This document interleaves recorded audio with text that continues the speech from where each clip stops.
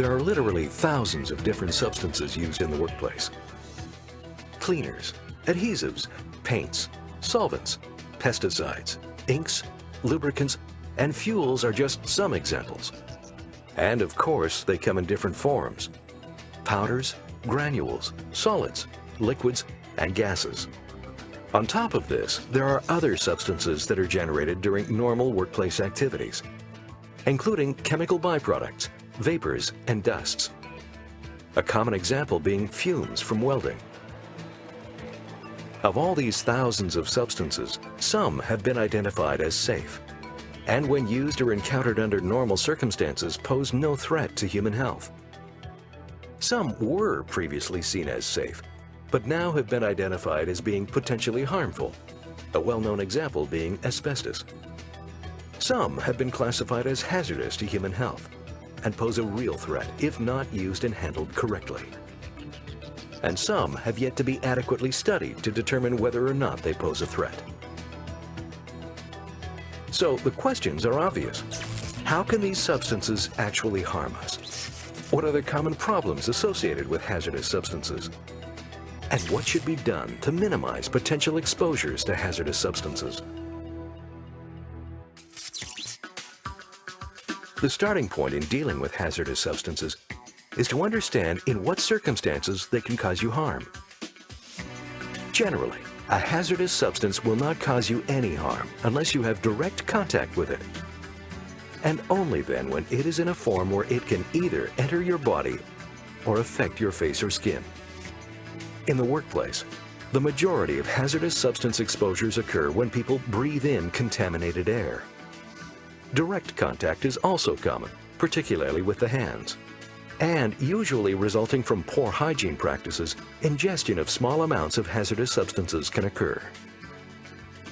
Sharps injuries are the other way people can be directly exposed to hazardous substances.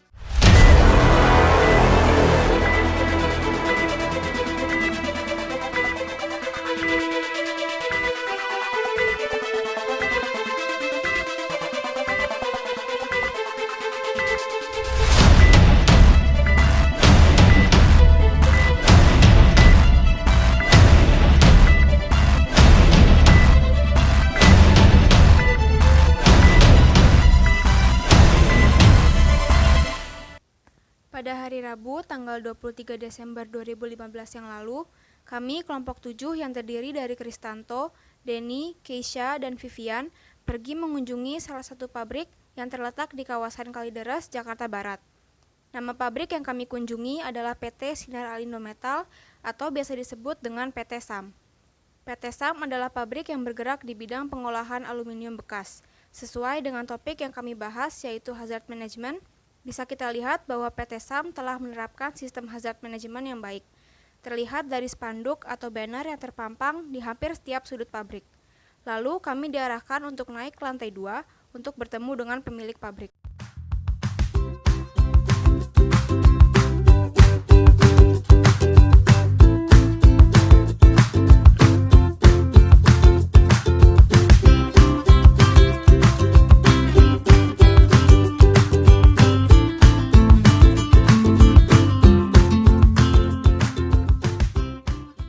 Oke, selamat pagi Kak. Boleh tahu namanya siapa? Halim. Kak Halim. Kita mahasiswa dari Bina Nusantara University, mahasiswa jurusan pengetahuan. Nah, ingin minta waktu Kak buat kita wawancara sih mengenai manajemen kecelakaan kerja di PT Sinar Indo Metal. Apakah di sini kayak pernah terjadi kecelakaan ya, Kak? Kayak walaupun besar atau kecil gitu? Pasti ada. Cuman kita kan udah safety-nya udah lumayan lah udah. Jadi semua karyawan dikasih perlengkapan safety, jadi mungkin bisa minimalisir. Kira-kira kalau kecelakaan yang pernah terjadi apa aja, Kak? Kecelakaan yang pernah terjadi untuk terakhir sekarang udah lama ya, udah jarang. Paling ketimpa balokan yang terakhir. Ketimpa balokan. Soalnya dalam penyusunan orang itu balokan kan kita kan batangan aluminium balokan. Jadi kalau ketimpa itu mungkin orang tuh nyusunnya ketinggian dan kurang rapi. Jadi mungkin jatuh kena kaki atau apa gitu. Biasa kalau ketimpa gitu kena cedera atau kayak cuma pasti cedera, kadang kakinya ada yang luka, kadang dibawa ke rumah sakit gitu. Tapi kecelakaan besar enggak ya Pak ya? Kecelakaan besar belum sih Pak. Belum ya. Mudah-mudahan jangan.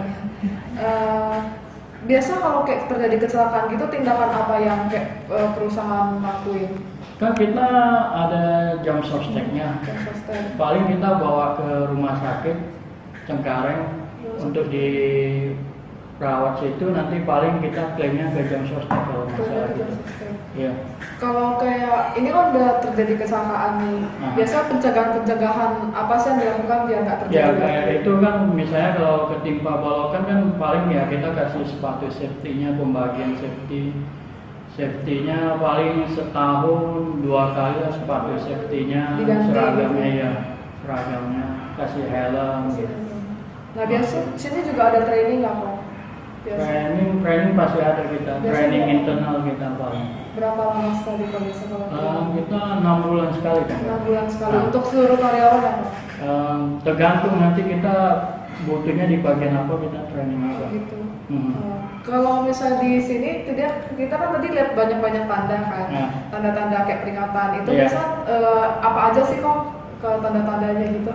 Ya itu semacam, maksudnya tanda yang di garis atau apa? Garis lantai atau? Iya jenis-jenis peringatan apa aja sih kok yang ada gitu? Oh kita mah paling keselamatan kerja, safety-nya orang itulah semua, sama paling kerjanya supaya nggak ini aja lah, sesuai prosedur sama. Pokoknya dikasih peringatan SOP aja gitu aja biar langsung. Sekian, makasih Pak. Ya.